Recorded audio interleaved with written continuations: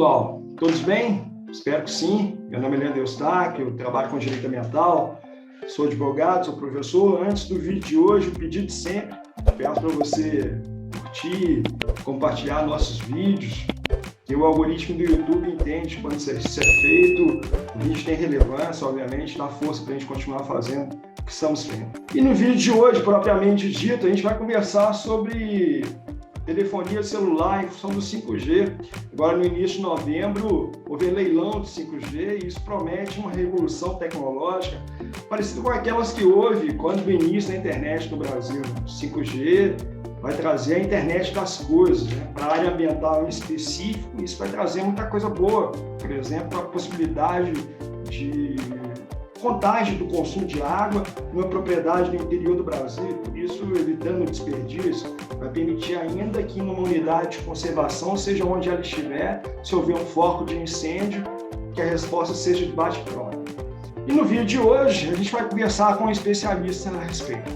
Para conversar sobre tecnologia 5G, sobre licenciamento ambiental e urbanístico de torres de antena de telefone celular, também conhecida como estações radiobase, a gente bateu um papo com o Dr. Clênis de Faria Silva, especialista em direito ambiental e gestão ambiental. Dr. Clênis é bacharel em Direito pela Pontifícia Universidade Católica do Estado de Minas Gerais, já foi diretor da Associação Comercial e Empresarial de Minas, presidente do Conselho Empresarial de Sustentabilidade da Seminas, membro do Conselho Municipal de Meio Ambiente de Belo Horizonte, membro do Conselho de Política Ambiental do Estado de Minas Gerais e é sócio-diretor da Faria Braga de Advogados Associados. Ele é craque no assunto. A gente trocou ideias sobre a necessidade ou não do licenciamento das torres de antena de telefone celular, falamos sobre poluição eletromagnética e um tanto de coisa bacana. Confira lá.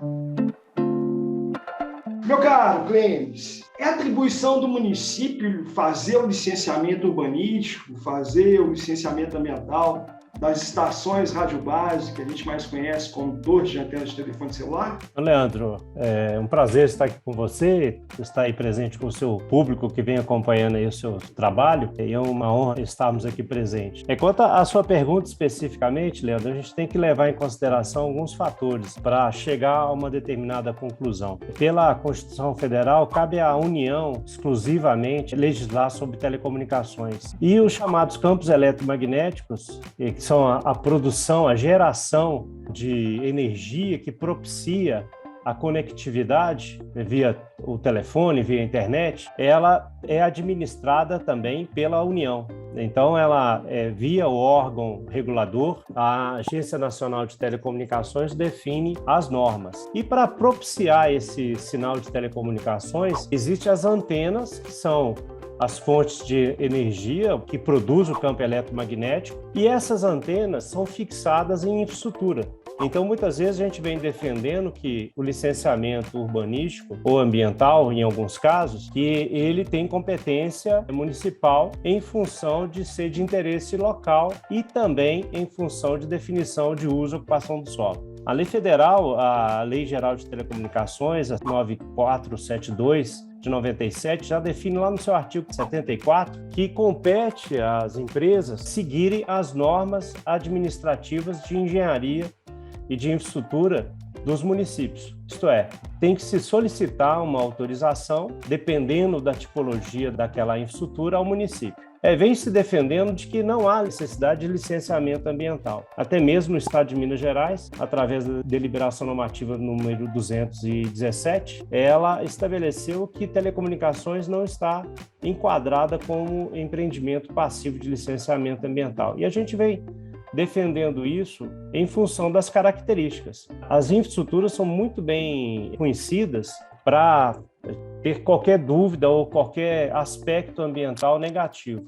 O único aspecto realmente ambiental que eu vejo negativo, muitas vezes, é a instalação de infraestrutura em áreas de proteção da paisagem urbana ou em bens tombados. Então, nesse caso, as empresas procuram a autorização do órgão que trata desse assunto específico, como o IPHAN, o IEFA ou um órgão de patrimônio municipal. No caso, em Belo Horizonte, a Fundação Municipal de Cultura, através do seu Departamento de Proteção Cultural, o DPCH, me parece que é essa a sigla aqui em Belo Horizonte, mas é o departamento que cuida da proteção dos bens tombados e também de locais protegidos como Serra do Curral, por exemplo, áreas de diretrizes especiais de proteção da paisagem urbana. Então, naturalmente, a infraestrutura que vai ser implantada em determinado município, há sim a exigência de obtenção de um licenciamento junto ao município. E a gente defende que, nesse caso, o licenciamento deva ser urbanístico mesmo, em função das características. Nós temos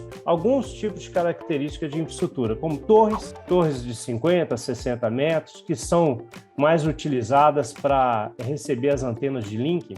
Essas antenas de link é como se fossem fios condutores que ligam uma ERB à outra, uma estação rádio base à outra, possibilitando a conexão e formando toda uma rede de telecomunicações. Então, precisa ter maior altura para que esse sistema venha a se conectar. Então, essas antenas muitas vezes requerem uma localização mais adequada no ambiente urbano para sua inserção. Mas tem outras estruturas que são estruturas menores. Tem postes metálicos de 40, 50 metros, a estação rádio base implantadas em cima de prédio, que a gente chama de rooftop, antenas em fachada e pequenas antenas, as microcélulas que podem ser fixadas em postes de energia, em postes de iluminação pública, né?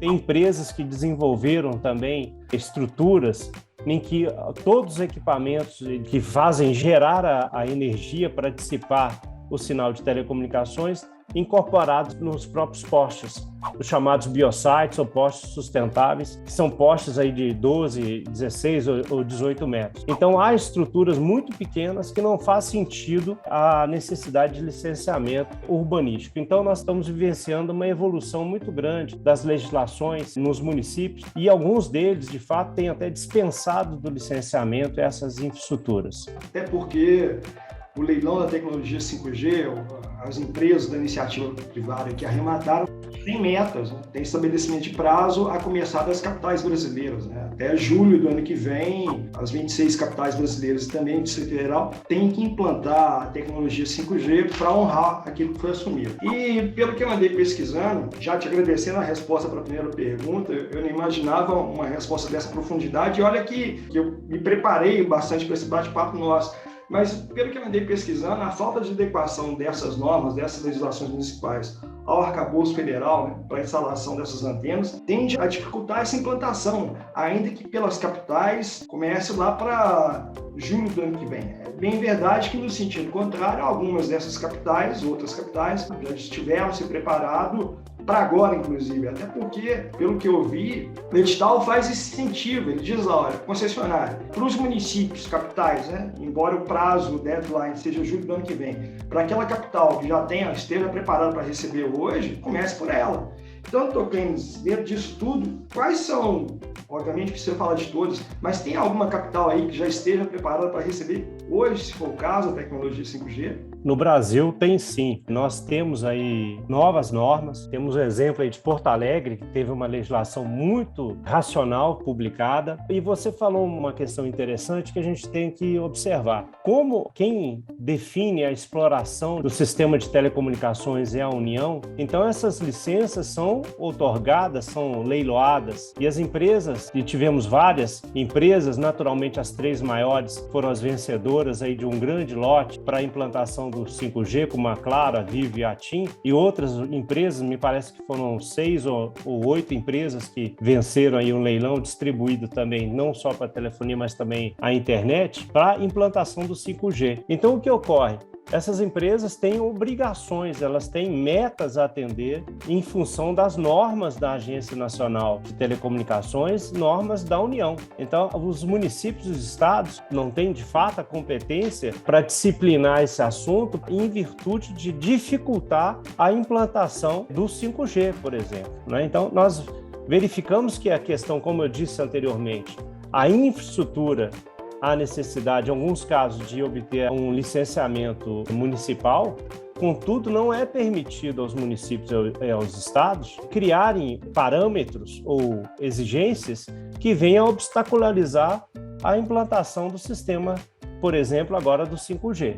Teve uma campanha muito grande aí pela Anatel nos últimos anos de realizar cobertura em vários municípios, inclusive municípios pequenos, de menos de 30 mil habitantes, do 4G. E agora nós estamos caminhando para o 5G, que vai ser, de fato, uma revolução nas nossas vidas. Vários sistemas, como você disse, controle de frota, no agronegócio, controle de estacionalidade, questões de segurança, de saúde, na área de medicina. Então, nós vamos ter uma verdadeira revolução nos próximos anos com a implantação do 5G. E, para isso, os municípios devem se preparar. Por exemplo, Porto Alegre tem uma legislação já racional, Curitiba, Uberlândia, em Minas Gerais, também tem uma facilidade em obtenção de licenciamento ambiental e, lamentavelmente, Belo Horizonte ainda não. A gente tem aí na Câmara Municipal um projeto de lei que está caminhando, que vem a racionalizar o licenciamento no município, mas nós estamos num período de vacatio legis aqui em Belo Horizonte. Nós tínhamos uma lei que exigia licenciamento ambiental de telecomunicações, exigindo até EIA-RIMA, que criava vários obstáculos para a estação rádio base, que são elementos conhecidos. Você veja bem, estrutura de telecomunicações não tem efluente líquido, não tem geração de emissões poluidoras. O que tem é a geração de campos eletromagnéticos. Então, a gente não deve confundir a emissão, a dissipação de sinal de campos eletromagnéticos com um elemento poluidor. Na verdade, isso é um motor do funcionamento de todo um sistema para propiciar a conectividade. E é um bem da União, é um bem administrado pela União, não é pelo município nem pelo Estado. Então, cabe ao município a avaliação da infraestrutura, mas não cabe a ele a intervir no sistema de telecomunicações, né? Então, tem cidades preparadas, como eu disse, aqui em BH nós tínhamos a Lei 8.201 de 2001, que estava em vigor e exigia até mesmo EIA-RIMA. Com a publicação do plano diretor, considerou-se que essa lei ela foi revogada tacitamente. Mas não há ainda nenhum procedimento em Belo Horizonte que facilite o licenciamento ou mesmo medidas em que dispense o licenciamento para a implantação das antenas 5G. É uma preocupação aqui em Belo Horizonte. E vemos, de fato, a evolução. Em São Paulo, não há, a legislação também já foi flexibilizada. O Rio de Janeiro, posso dizer como exemplo, foi publicada a lei complementar e aprovada na Câmara e sancionada pelo prefeito agora recentemente, nesse mês de outubro. Então, já se preparando com o 5G. No estado do Rio, existe, inclusive, uma lei que incentiva os municípios a publicarem leis que venham a estar convergente com o planejamento de implantação do 5G. Então, de fato, a gente tem aí um ranking das cidades amigas da internet. Belo Horizonte não está muito bem classificada, está, de fato, muito mal classificada nesse momento. A gente teria que reagir aqui em Belo Horizonte, torcendo para que a Câmara Municipal venha aprovar a lei que facilite, que nem é uma facilidade, é uma lei que propicie a regulamentação da atividade e, em vez de criar obstáculos, crie a disciplina de como implantar a infraestrutura. E tendo a sensibilidade de que há múltiplas em infraestrutura e algumas delas são tão fáceis de serem implantadas que ao poder público não cabe, não consegue acompanhar. Veja bem, uma infraestrutura, Leandro, pode levar, como uma torre, um poste, pode levar uma semana de obra. Veja bem, quantos meses podem levar um processo de licenciamento ambiental. Então, é um descompasso entre a característica de infraestrutura e nossa burocracia de licenciamento. Acho que muitas vezes, como é um bem já administrado pela União e bastante conhecida a modalidade de infraestrutura, algumas dessas modalidades acabam tendo que ser, de fato, dispensada do licenciamento, podendo acompanhar. E veja bem, Leandro, acrescentando um pouco essa observação, a gente vê aqui no decreto do Estado de Minas Gerais, do projeto do Estado de Minas, o Minas Livre para Crescer, vários municípios vêm aderindo a esse programa do Estado de Minas Gerais e liberando, de fato, o licenciamento das estações rádio base. Nós podemos citar aqui Santa Luzia, por exemplo. Santa Luzia tinha uma legislação muito rigorosa, tinha uma deliberação normativa do CODEMA, que criava parâmetros inexequíveis para as empresas de telecomunicações, com exigências de distanciamento, afastamento de torres, na contramão do que a sociedade de fato vem a pleitear. Com a publicação recente do decreto, o município aderiu ao projeto do governo estadual e hoje a telefonia é considerada como risco 1 pelas resoluções da SEMAD, que libera empreendimentos considerados como risco 1 de ter qualquer ato do poder público para a instalação das suas estruturas. Então, há uma visão aí pró-business, pró-desenvolvimento, dentro desse projeto do programa estadual, em que alguns municípios da região metropolitana de Belo Horizonte já vêm aderindo e estando em convergência aos interesses de implantação do 5G. Faz todo sentido, né? Que faz todo sentido até, mais uma vez, né? Para cumprir as metas estabelecidas no leilão. Vamos começar pelas capitais de 2022, mas aí para que isso aconteça no Brasil até 2029. 7 anos é um período curtíssimo, mas enfim, vamos torcer para que isso aconteça. Nada na vida é coincidência, né? Você falou de Santa Luzia, do CODEMA.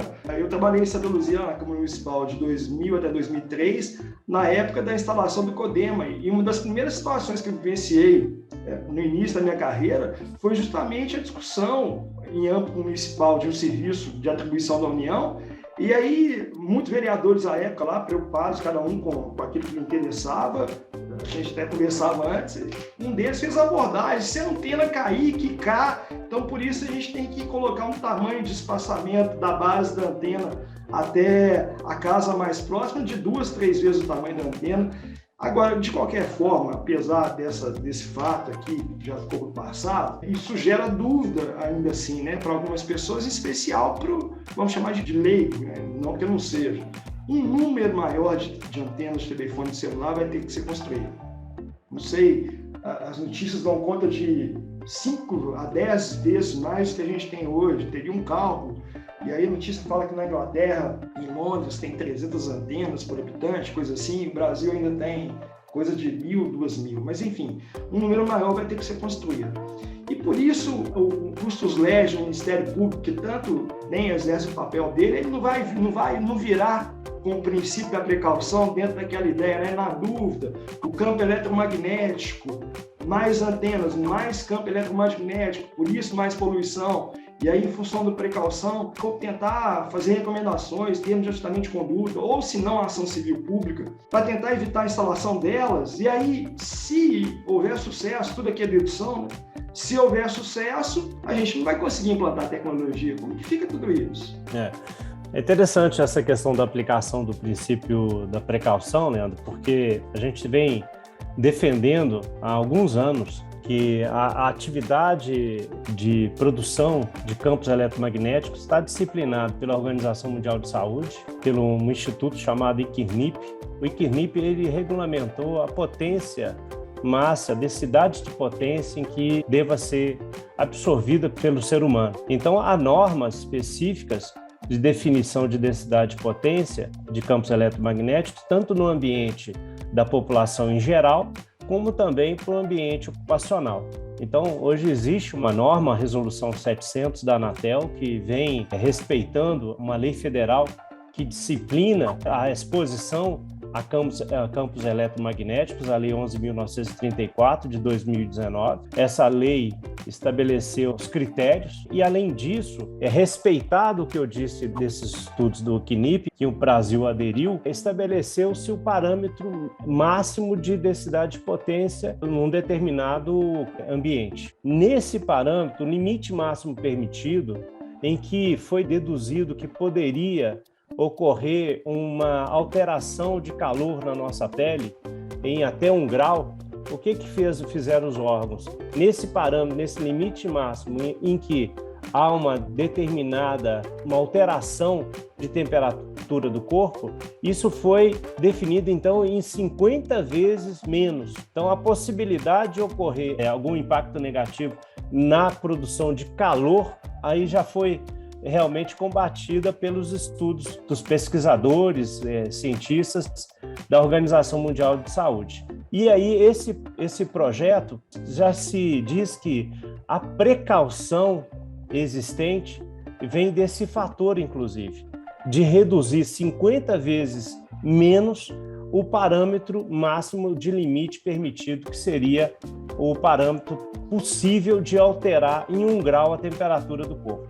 A gente tem que levar em consideração que na produção de campos eletromagnéticos nós temos a antena que irradia o sinal e nós temos o nosso telefone celular, o headset, que faz a comunicação. Então nós temos uma transmissão e uma recepção por meio de um campo eletromagnético. É como se fossem linhas telefônicas por fios, mas por fios invisíveis.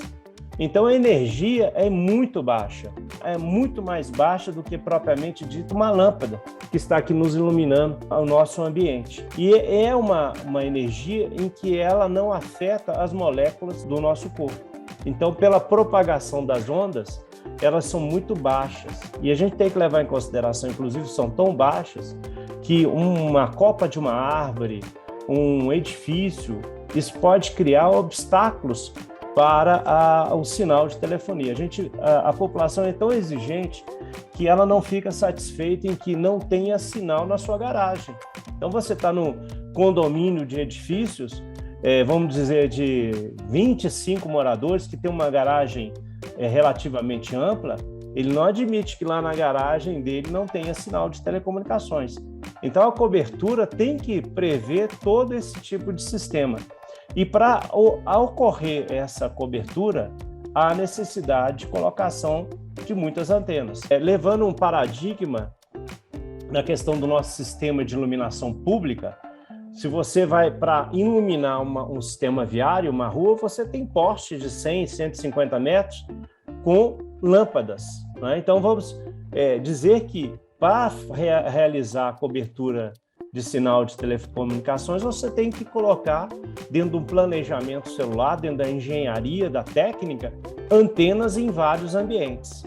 E vem aí a questão do 5G, nós temos que levar em consideração que as antenas são menores e a potência também é menor. Como é voltada à transmissão de dados, fotos, filmes, é um material mais pesado, a antena tem que ficar mais próxima do ambiente urbano, das pessoas, e maior distribuição. Então, de fato, nós teremos um número muito superior de antenas hoje existentes, como se fossem lâmpadas necessárias a iluminar o ambiente. Mas, quanto à produção de campo eletromagnético, eles não são cumulativos.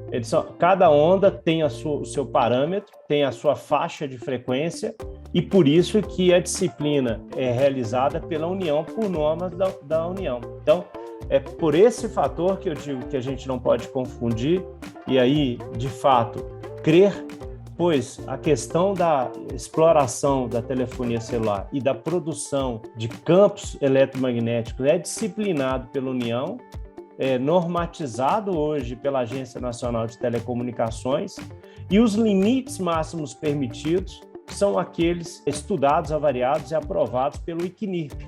Então, não há maior segurança nesse acompanhamento, inclusive aplicando a precaução, reduziu-se em 50 vezes o limite máximo permitido, que seria capaz de uso de celular ou de antena celular aquecer a nossa epiderme, vamos dizer assim, né? Então, em virtude desse calor, houve uma redução de energia. Mas o mais importante, que as normas estão disciplinadas aí na legislação e nós, operadores do direito, nós temos que acreditar no nosso sistema jurídico, não é verdade? E contribuir para a segurança jurídica, né? A sua alusão ao exemplo da quantidade de lâmpadas em relação à iluminação pública é perfeita para esclarecer isso e para corroborar a necessidade da segurança jurídica, né? Quando você citou a OMS, vale a pena lembrar que o próprio Supremo Tribunal Federal, quando essa questão chegou nas mãos dele, ele chancelou a situação tendo como referência os parâmetros da Organização Mundial de Saúde. E, doutor Clêncio, perfeito, que bate-papo bacana, eu não tenho dúvida que esse vídeo vai circular depois que ele for editado, for publicado, né? Muita gente vai entender melhor do assunto. Já te agradeço de antemão, acho que os espectadores do canal vão gostar bastante. E, meu caro, se você quiser fazer suas considerações finais, fique à vontade, por gentileza. Eu agradeço aí o convite, Leandro. Acho muito importante realmente a sociedade estar esclarecida. Eu acho que o 5G vem aí para possibilitar e melhorar muito o nosso desenvolvimento, Eu venho dizendo em várias prefeituras, nos governos estaduais aí pelo Brasil afora, dizendo que hoje, em vez de estradas e hidrelétricas para o desenvolvimento, a nossa estrada do desenvolvimento é a conectividade. Então, hoje, tudo passa pela a possibilidade do desenvolvimento das telecomunicações. É uma base para o desenvolvimento social e econômico, de fato. Então, vamos aí torcer para que as empresas venham implantando aí o sistema de telefonia com segurança, como nós temos a nossa ótica de visualização de que há uma segurança muito forte pelo fato de hoje a matéria está muito bem disciplinada pela legislação federal e também você citou o Supremo Tribunal Federal, é extremamente importante ter essa consolidação de entendimento no STF e também nós temos vários julgados em que estabelece a competência da União para legislar sobre licenciamento do sistema de telecomunicações. Então, eu agradeço muito aí o convite, espero ter esclarecido e fico aí aberto para uma próxima oportunidade. Muito obrigado aí. Doutor Clêncio, nós que agradecemos, eu já aqui agradecendo, mas dizendo, pessoal, espero que vocês tenham gostado. Bate-papo de hoje foi com o Dr. Clêncio Faria, a gente conversou sobre licenciamento ambiental, urbanístico, ou não necessidade dele, das estações rádio base, em função do 5G, das antenas de telefone celular. Um abraço, até uma próxima oportunidade, se Deus assim permitir, muitíssimo obrigado. Um abraço, até logo.